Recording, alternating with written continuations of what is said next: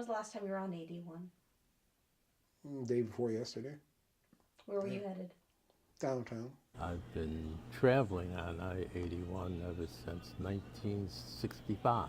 Last time I was on 81, probably up north to my wife's parents' camp up on Oneida Lake. Sometimes down in New York, and sometimes up to Lake Ontario. To pick my son up from school. I use I-81 on a daily basis to get to work and to go different places in the city.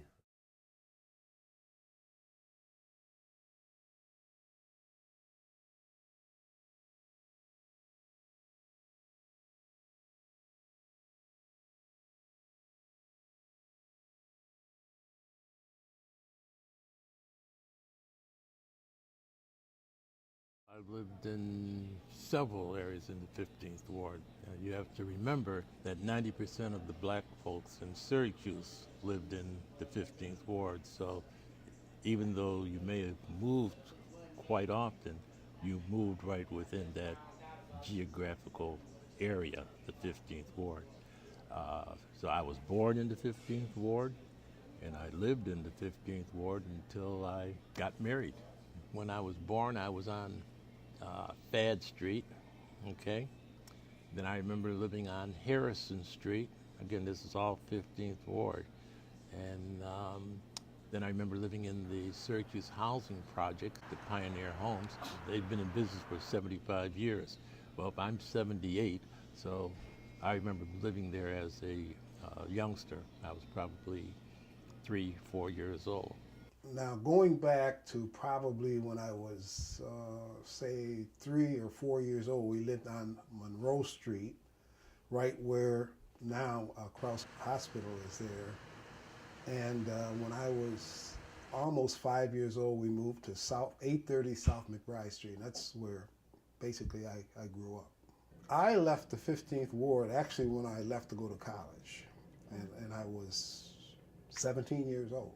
It wasn't predominantly black. It was a lot of Jewish people who had businesses and lived in the 15th Ward, Italian people on the northern side of it, Irish to the west, Germans to the north. And the east was pretty much a Jewish neighborhood intermingled with other groups. It was a working class neighborhood. The majority of the people that were there were individuals who came to Syracuse from the South. My father came from Alabama, my mother came from South Carolina. So they came to Syracuse because Syracuse was a real industrial area at the time. It was fun, it was great. You know, we thoroughly enjoyed living there. We didn't think that we were poor, you know, because we didn't know about poverty. You know, we ate every day, so, you know, we felt that we were fine. The 15th Ward was considered an economically depressed area. The phrase used at the time was it was full of slum housing. And so there was this sense that urban renewal, which was also coming in at the same time, was going to clear that area of substandard housing and replace it with a couple of different things. New housing, high-rise apartments, a cultural center, different things that would enhance the city.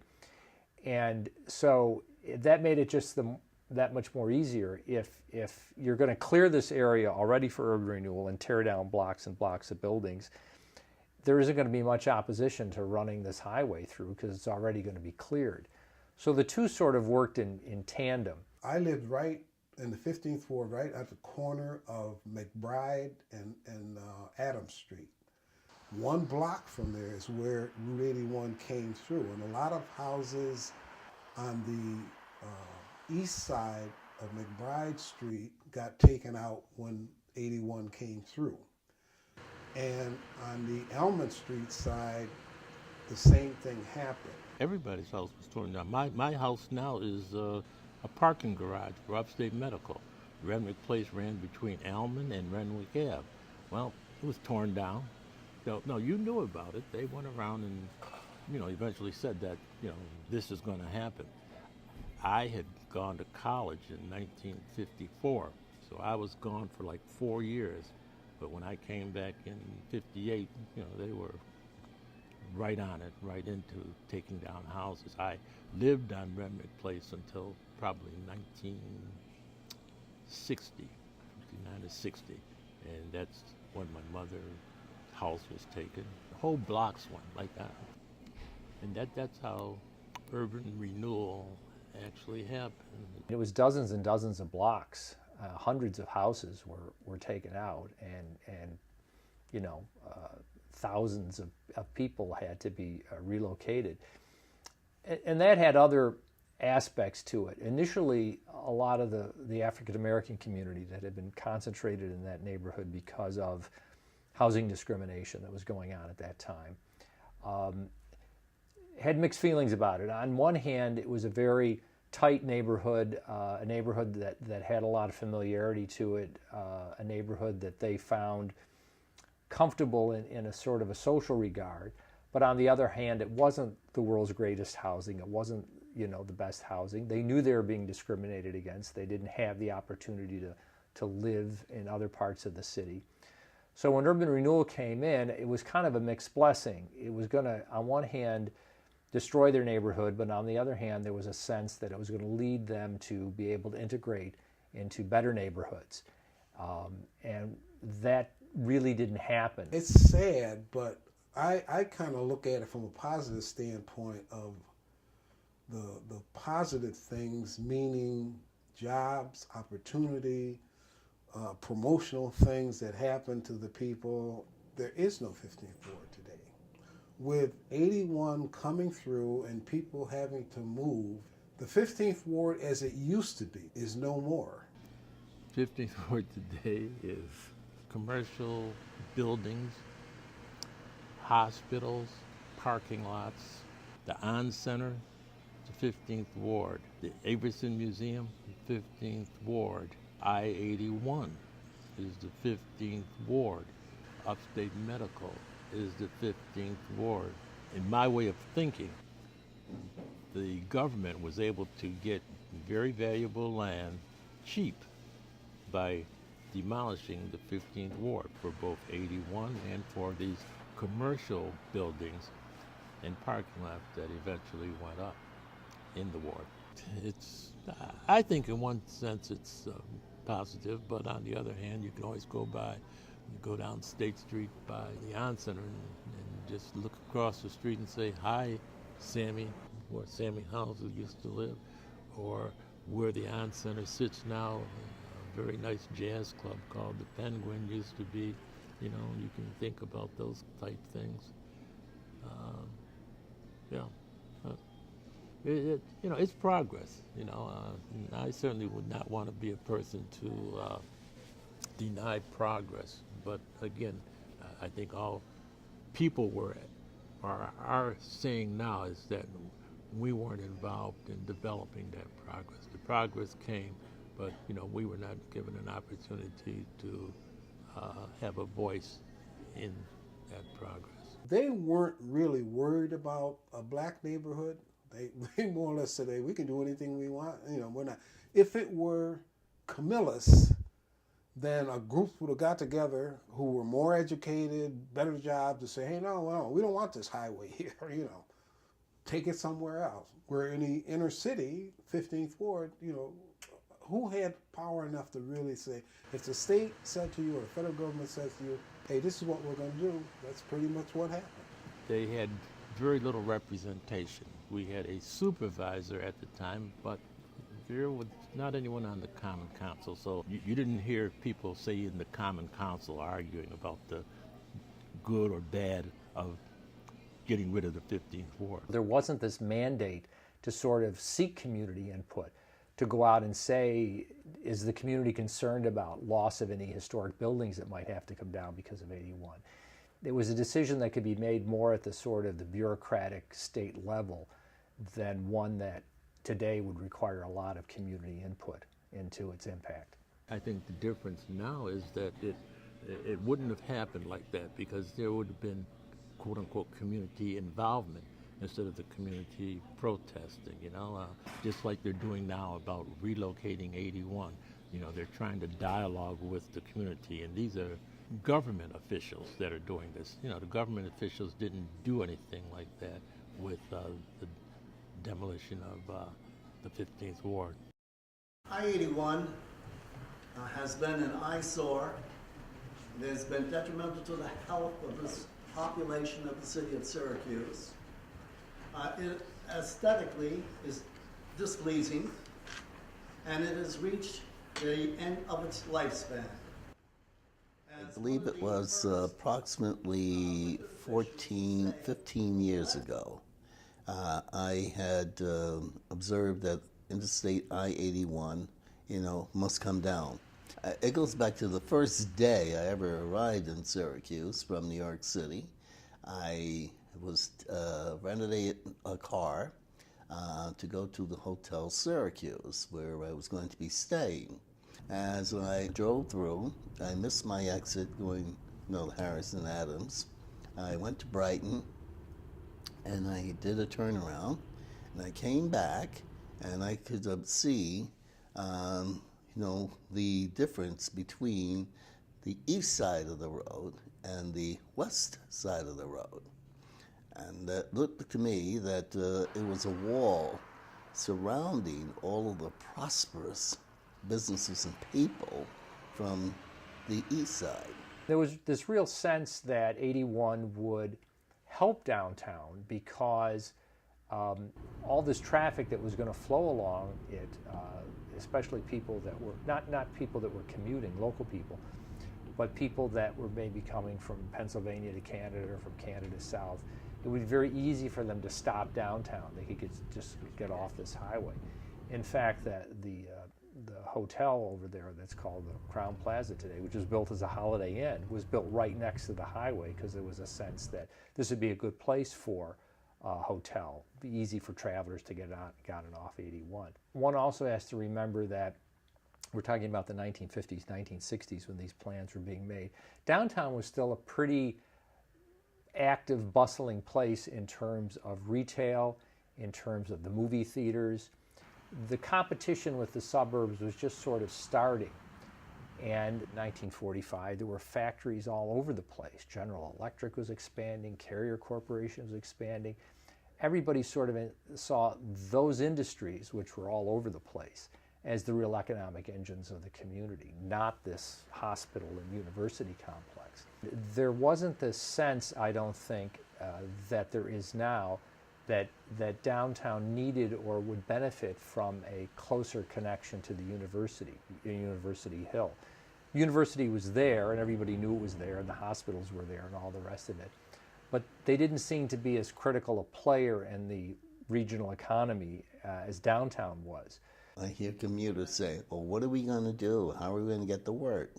Well, actually, taking 81 down is going to enhance their way of getting to work because we'll be restoring and reopening some of the grids that were closed when 81 was built.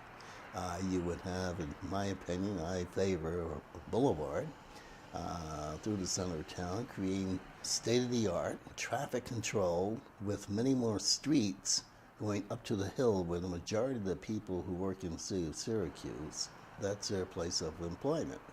It would enable resident buildings to be constructed. There would be retail, commercial. It frees it up, begins to build it up, and you now have knit the city together again. And I do believe it would spur economic growth in the city.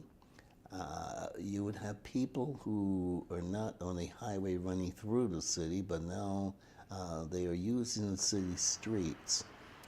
That gives them an opportunity to see the city for what it is. Several years ago, I was attending a conference, a statewide conference at the University of Sheridan, up on the hill. And there were people from all over New York State there, including New York City. And I was near the front desk when someone went up, someone who was from New York City went up, and they wanted to get to the Everson Museum. They didn't have a car. They'd flown in from the airport. And they were asking the person at the desk, how can I walk to the Everson Museum from the hotel? And he was puzzled. He was trying to figure out how you do that. And because in his mind, there was this big highway and traffic and exit ramps and all the rest of it. And he couldn't literally in his mind figure out how to give this person directions to get to the Everson Museum. In his mind, it was like crossing the Sahara Desert. It was like impossible to get there. And she kept pressing him about it. And finally she put it this way. She says, well, how many blocks is it to the Everson Museum from the Sheridan? And I don't know whether he got out a little map or he thought about it a little more. And he says, well, I think it's like 8 or 10 blocks. And she goes, well, that's nothing.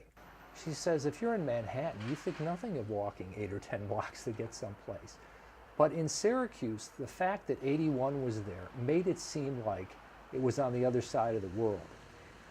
That's how that barrier functions, as this psychological barrier. We talked to different people on what is it that you need to have for your neighborhood if 81 as it is goes away. It's important because it's important to all of us. It's important to this city. You can't take a vibrant community, cut it in half, get rid of all kinds of property values. And I mean, look at us compared to other cities. The Syracuse Common Council, all 10 members, agree that the city will not be served by putting Route 81 back through the city. Regardless of what happens, the viaduct as it is has to come down. People have an opportunity to continue the route, but not at high speeds, and that the grid, you would have other streets that would carry the traffic, but that the majority of the traffic would go onto 41, name it 81. It doesn't run through any neighborhood. People don't want it, but it's not like 81 as it runs through our city. We wouldn't just dump everything into one place.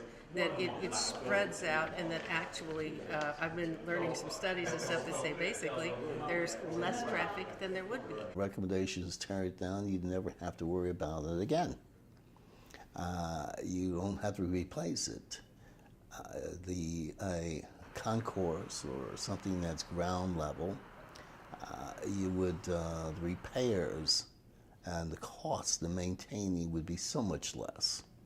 It would cost the taxpayers of the state of New York so much less money if it was on the ground, on the concourse or a boulevard, than any other suggested alternative at this point. Reconstruction, bringing it up to today's standards. That's one. A tunnel option is two. A depressed highway where it's below the existing grade area but open, not a tunnel. You can still see it, but it's just lower than the surrounding area, depressed highway. That's three. And then the fourth option is relocating the interstate around on existing 481 alignment and then putting some kind of a surface street to handle that local traffic. The estimate was to get 50 years of life, useful life, out of a bridge.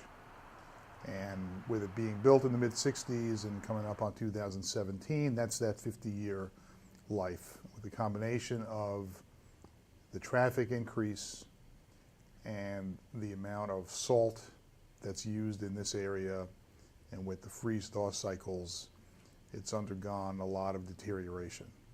So it's at that point, we say useful life. It'll stay open and it'll stay safe, but the maintenance costs will be going up more and more as time goes by without doing much of anything. Right in the downtown on the elevated, the viaduct portion, there's about 80,000 vehicles a day. That's both ways, the count of both ways. 81 just north of the interchange, the 690 interchange, that number jumps up to 100,000. And then other parts further north and then further south, traffic drops off to 30, 40, 50,000 vehicles a day. When we look at everything that balances transportation needs, environmental needs, social, economic needs, and that's why it's not a simple solution. This is a big deal, and all of that, all the pros and cons of each alternative have to be looked at, and the best decision will be made. The total concept that we came up with redirects traffic outside of the existing corridor. So it moves the I-81 corridor. And the reason why I think it's the best idea is because the existing corridor through the city is extremely valuable property, not just from an economic standpoint, but from a cultural standpoint for the city. There's different variations of the concept. The main tunnel, the southern tunnel that would go under the SU Hill, is approximately 2.5 to 3 miles long. So construction times could really vary depending on how it was staged. You could build these tunnels in as little as a year. But then again, if you use different techniques and you're just doing one tunneling operation at a time, it could take several years to construct. Everybody sees I-81 as a barrier between the University Hill and the downtown areas. And I would agree with that. I think it is a barrier. But the alternatives that the DOT are pursuing right now don't remove the barrier. They may remove the viaduct, but if you replace the viaduct with a boulevard that handles 45,000 vehicles a day, you're still going to have a pretty large barrier in that same corridor. The tunnel option reminds me of the Big Dig. It was successful, but extremely costly. It requires maintenance, repairs that perhaps another alternative would not require. The initial cost will be humongous, huge. Would there be ingress and egress from this tunnel? It's very difficult coming from underground to the surface. So you have initial building costs, maintenance costs, and the fact that there may not be entrances and exits in the city itself. The most common feedback is that it would be too expensive. Realistically, probably right around $2.5 billion. And Syracuse is too small to support such an extensive project. I think our whole area has an inferiority complex because I think we're worth it. If you had a depressed highway and you could have bridges over it connecting the streets that cross, like Harrison Street, I think is one of them, and a few of the other streets, and then you don't have the unsightly bridge, but you still have the thoroughfare, and you have the connections from one side of the city, one side of the current 81 and the other. If you go on the north side, if you're going through the city on 81 currently, you get to the north side of the city of Syracuse, the highway goes down, and there's bridges over connecting the various roads. That's exactly what would be done if it's depressed highway is the choice. That was just an alternative. I think the most viable solution is to redo the bridge in a way maybe designed a little higher so it has better sight lines from each side of the bridge. There's less of a blockage from one part of the community to the other. But the viaduct, a bridge such as what's here now, but in a much more modern, safely designed viaduct, could be a tunnel, could be a depressed highway. I don't really care. We got to keep that thoroughfare so it maintains the current speed, whether it's underground, whether it's a depressed highway, whether it's a viaduct, so we can maintain the flow of traffic in and out of the city. The below grade level, or the depressed highway, the city of Rochester is attempting to get rid of that concept right now, today, because they say that it's a failure. The cost factors are too high to maintain. They have drainage and leakage, and people may not be aware, but the city of Syracuse sits on a swamp. So to go down any depth, you will find yourself with the soil conditions that may not be favorable. The rebuild the highway to assure that it meets today's engineering and highway standards, it would have to be a bigger highway. So instead of reducing it, you're going to increase the size of the highway. And what does that mean? That means that some properties would be seized, taken off the tax payroll. There's been a talk about a boulevard, which I think makes very little sense. It may sound wonderful from an aesthetic standpoint, but it cuts off that main artery, and I think there would be traffic jams beyond imagination on a boulevard, and it would cut off the northern suburbs of the city of Syracuse. If you put so many vehicles in a certain space, if you put so many vehicles in a corridor, you can only value that space a certain amount. And I propose to you that if you use a corridor to move, 50,000 vehicles a day, people aren't going to care about that space. It doesn't improve neighborhoods. It's not valued space. So you may want to have the most aesthetically pleasing city in the world, but you have to be practical as far as the flow of traffic, and I just think that's the only logical solution. It's not only important to me, it's important to the town. Salina sits at the crossroads of New York State, which is where 81 and 90 intersect. It does that nowhere else in the state. I-81 is our main street. We have prospered because of the access to the highway. We will continue to, redevelop and develop because of that highway. And if the highway goes away, we might as well close our doors. About a year and a half or so ago, it really started to become evident that this was a reality. I mean, for a bunch of years, everyone's we've talked about this, but never thought it was going to get to the point where it was going to be done. Well, reality hit hard. This is going to happen. A bunch of business owners from the town, began talking with me and others, and of like minds that said, "Hey, we've got to get involved in this." This entire region is easy to get to, and it's very easy to get around in. And part of that is due to the highway system. And so one of the things that businesses want to do is preserve that ease of use and ease of access. It's important. You got to get your goods to market. You got to get your people to work. You've got to do business with other businesses. It's not necessarily keeping the bridges, but it's keeping I-81 as an interstate and keeping that thoroughfare through the city. If it gets rerouted to 481 and around the city, then it misses a large portion of the northern suburbs and doesn't reconnect back up till Cicero. Even within groups, you don't find like a consistent message. I have talked to CEOs and presidents of suburban firms who say, get that highway down and get it out of the city because it's holding us back. All right? And I've talked to people who have businesses downtown who say, I want that highway left there and don't touch it. So it's not consistent. It's not so easily that this is a city versus suburban issue.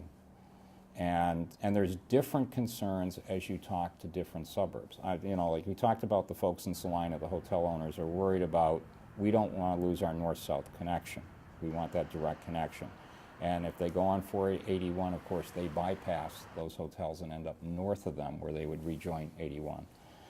But if you go over to the folks in DeWitt, their major concern is we're not so sure we want more traffic, even if it's only 12%, deflected through our town, because that means more noise, that means, more air emissions, and why do we have to be at the receiving end of that? We already have 481, we already have the end of 690, so they've got a lot of concerns about traffic being shifted over to them, yet at the same time, they also tend to be they understand the challenge of having 81 dividing the middle of the city, because they have the same type of situation over there, and so they struggle with it too. And they also think that, well, maybe if there was more traffic over there, maybe we would get more business. So they're kind of, they have different interests on that. And then even if you talk to people over in Skinny Atlas, their big fear is if 81 is reduced in speed in the middle, will particularly truck traffic start diverting and coming up Route 20, truck traffic that's headed to the west. It might have destination Buffalo, Rochester, or the counties to the west. Well, they decide, well, they're not going to slow down as they go through the city. That's going to be too much. So they're going to get off at Route 20, and they're going to follow Route 20 up through Skinny-Atlas and then rejoin the thruway further down the road. So they're worried about truck traffic getting pushed over in their direction. With the viaduct and the tunnel, it's all about demolition. It's how much, to get the wider and straighter highway, what has to go in order to do it. NYSDOT has been relatively quiet about that. They just say, oh, well, we're going to lose somewhere between 30 and 40 buildings. Well, which ones and where? So we don't want to repeat of the 1950s. We are not interested in seeing people forced out of their homes or businesses forced to relocate in order to drive a high-speed highway through the city. The Access Syracuse plan, provides 81, maintaining 81 through the city, as well as a boulevard on top of that. It doesn't close as many streets as some of the other plans, some of the city streets, as well as does not take as much property as some of the other plans. The Access Syracuse plan allows for, if you're traveling through the city or through the city either way, you're in the tunnel and you're going through. So those cars are off that boulevard. So that lessens the congestion quite a bit. The other concern is the long time period of construction, because to put a tunnel in is probably an 8-year construction period. Put a viaduct up, 7 years of construction. If you go to at grade, it's probably 4 or 5 years worth of construction. None of which is great, but at least the shorter the better. Businesses will tell you that their business will drop probably anywhere from 30 to 50% as long as that construction project goes on. And it's going to be a real challenge to be able to work that construction through an area like this and preserve the businesses that are here. Because if we lose a decade worth of, all the hard work that's been done, plus a decade's worth of what could be happening, it's just tragic. I have grave concerns for the people who reside near the highway. It's the most densely populated area in the city. These are people who are less affluent than others. My overlapping elected on the county ledge, we did a number of meetings in the immediate neighborhoods around the highway and alerted them to the fact that it's coming down because it has to, it's falling apart, and what that could mean. You immediately hear concerns about being forced to relocate, the usual concerns about disregard. The buildings they live in, some of them may have to come down. And if they didn't have to come down, let's say if they just want to rebuild the highway as is, can you imagine the noise? And then you have quality of life issues, even health issues. The asthma rate in Pioneer Homes is the highest probably in the county because of the high level of traffic on the highways, particularly with the big rig trucks and similar vehicles, with the diesel vehicles. So you have that kind of impact to put the highway back. You kind of keep that problem persistent, where we have a greater chance to possibly reduce the number of diesel engines passing through that area, through that neighborhood, by possibly taking it down and doing something different with it. That kind of construction can take place depending on the outcome in terms of decision for what to do. That can take place without forcing people to move. People who live along the highway and Frisbee Court and Pioneer Homes could possibly be temporarily relocated to another part of Pioneer Homes and then move back, just to avoid the dust or smell. And you also have some asbestos in the columns there that has to be removed. So it's going to impact people anyway, but you want the least amount of impact that you can get. I'm ready to see it start moving. I like to see construction. Sign of progress. Let's tear it down. I've kind of listened from afar in terms of what they're doing, but we used to go fishing when I was a kid. My father would take us up to Thousand Islands, and he had a bar, and he closed the bar at 2 o'clock, and we'd have sandwiches, and we'd leave at probably 3 or 4 to go up to Watertown, where we had breakfast and had pancakes, and then over to Thousand Islands. Well, you're talking about maybe a good 2 to 3 hour trip up Route 11. Well, now, you know, we go fishing up there, we dock boats up there and just ride up and down 81. So, you know, that's progress, and I have no problem with that. You know, maybe the problem was with how they developed 81. If 81 had been developed like 481 is now, maybe just 81 coming into the city, going around the city, and, you know, having 690 if you needed to get off to come into the city. I can't really say. Maybe to take down the elevated part of it, because it did cut right straight through. I mean, within 1 block of my house and going right straight through the city, I would like them to say, well, if you want that, widen it out and make it surface.